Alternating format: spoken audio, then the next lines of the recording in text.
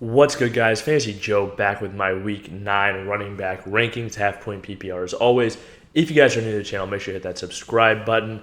Drop a ton of fantasy football content you guys want to stick around for. Beat your friends and family in fantasy football. Subscribe to Fantasy Joe. It's that simple. Hit that like button if you have any questions or comments, start sits, any fantasy football advice you guys want. Leave them in the comments down below. I respond to all comments, so I got you guys for any help you want. Let's hop in these rankings. So number one, I have Austin Ekeler against Atlanta. Great matchup for him, and I think just with the amount of passes that he's going to catch, Keenan Allen might not even play in this game. I think he's a back that could legitimately catch 10 passes, especially if Keenan is out. Great matchup for him. He's my number one play this week.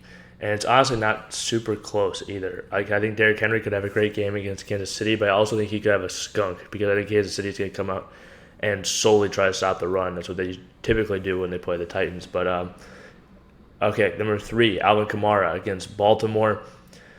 We saw him have an absolute monster game the last week and have a really solid games without touchdowns weeks previously, so I think he's shown what he can do. You're plugging him in your lineup every single week.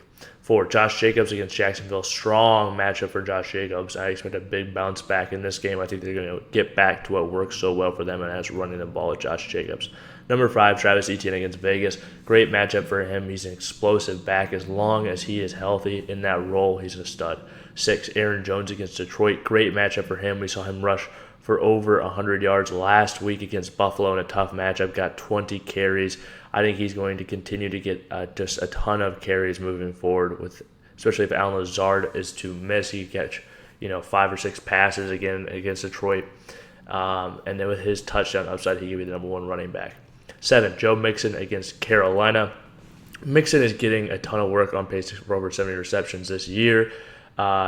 He just needs to get those touchdowns. I think they will come. I'm playing him against Carolina. 8, Dalvin Cook against Washington. He's really started to get it going in recent weeks, and this is a good matchup for him. Excited for Dalvin Cook. 9, Ramondre Stevenson. If you've got Ramondre, you are playing him each and every week. Been catching a lot of passes, been pretty efficient on the ground as well. I think more touchdowns could come his way even. I love Ramondre Stevenson rest of season. 10, Kenneth Walker, another guy I love rest of season. Plays Arizona again. Had a great game against them last time. I just have more of the same. Kenneth Walker's a stud, and the amount of volume that he's getting on the ground in a good offense right now, very encouraging. Only thing I would like to see for him is just the receptions go up. I'm not saying that will happen, but that's best case scenario for him. 11, Dameon Pierce. It's a tougher matchup for him, but the volume that he's getting right now, and he's a fierce running back. Dameon Pierce plugging him in even in touch matchups. 12, Miles Sanders in a great matchup against Houston. Could potentially bust one of those long Miles Sanders runs. We see him with a touchdown. I think he's a great play this week. 13, Raheem Mostert plays Chicago. Another guy I think is a really strong play. Got a lot of volume last week in that great matchup against Detroit. Just really didn't have that explosive player, that touchdown that saved his week. I think this happens this week against Chicago though. 14, Jonathan Taylor plays New England. Might not even play in this game. If he does, you're going to play Jackson, his backup for sure. But Jonathan Taylor, bum ankle against New England, who's definitely going to try to stop him with Sam Ellinger at quarterback. I'm worried about Jonathan Taylor right now in the condition he's in. Rest of the season, I still like him, but kind of banged up right now in a tough matchup. 15, Leonard Fournette against the Rams. Another tough matchup, but with the passing volume that he usually gets, you're playing Leonard Fournette for sure. 16, Jamal Williams. This might be a surprise seeing him so high against Green Bay. But the recent words that they said about DeAndre Swift, I hope he's more involved this upcoming week. But the words that they said don't make me feel like that. So I think he might play a pretty similar role to what he did last week.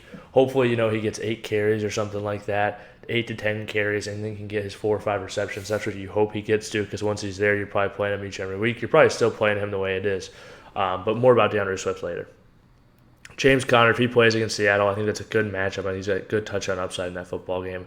18, Tyler Algier against the Chargers. Great matchup. The reason he's my number one waiver wire ad was because of this matchup at running back. Obviously, if other guys are out there, you should add them. Or if other better options are out there. But at the running back position, Tyler Algier was still not owned in 45% of leagues heading this week. So I know there are some people out there wondering if they should play him or not. So I have him at 18. Devin Singletary plays the Jets.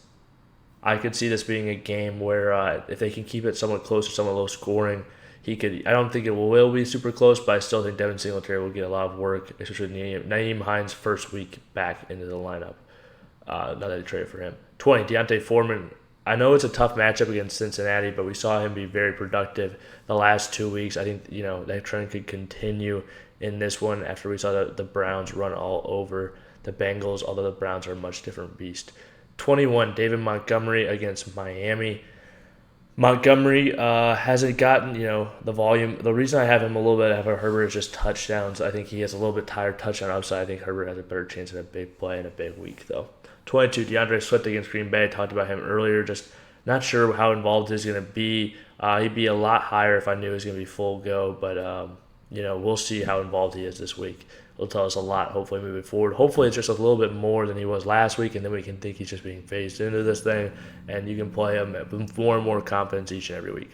23, Michael Carter against Buffalo. Tough matchup for him, but I do expect him to be the lead back. The reason he's down here at 23 and not higher matchup, and obviously James Robinson, I think, will be more involved this week. 24, Antonio Gibson plays Minnesota. Gibson's getting more of the quality, pass catching down stuff that you want, and then a lot more than Brian Robinson's gotten. And I think there's a role he can excel in, and especially against Minnesota where they could be down. I think Gibson could be due for a big week or a solid week for Antonio Gibson standards at least. You know what I mean? 25, Khalil Herbert plays in Miami. Very explosive, starting to get a 50-50 share of that Bears backfield, and he's looked great the entire time we've seen him, basically. 26, Caleb Huntley, another guy. Both backs are receiving volume in that Chargers matchup. I think you can play him as well. 27, Darrell Henderson Jr. I think expect him to be the lead back for the Rams moving forward. We'll see what happens with Cam Akers, but I don't expect him to be the guy this week no matter what. Just tough matchup against Tampa Bay. And I expect Ronnie Rivers will probably be involved to some degree. 28, Chuba Hubbard against Cincinnati. I expect him to do pass catching down back and get a little first and second down work here and there. Good enough to play if you are desperate. 29, Kenyon Drake. I think he will suit up this week. I think they'll give Gus Edwards a week off with the bye coming up and play Kenyon Drake this week against New Orleans. Not a great matchup, though, as we saw what they were able to do to Josh Jacobs last week. 30, Isaiah Pacheco against Tennessee. Not the best matchup on paper, but I do think he will be the guy moving forward, especially post-bye for the Chiefs. And we've seen, this could be a really positive game script for them, I think. If you guys have made it to this point in the video, please hit that like button, hit that subscribe button. If you have any questions or comments, leave them in the comment section down below. I'll respond as always. This has been Fantasy Joe. Thank you guys so much for watching.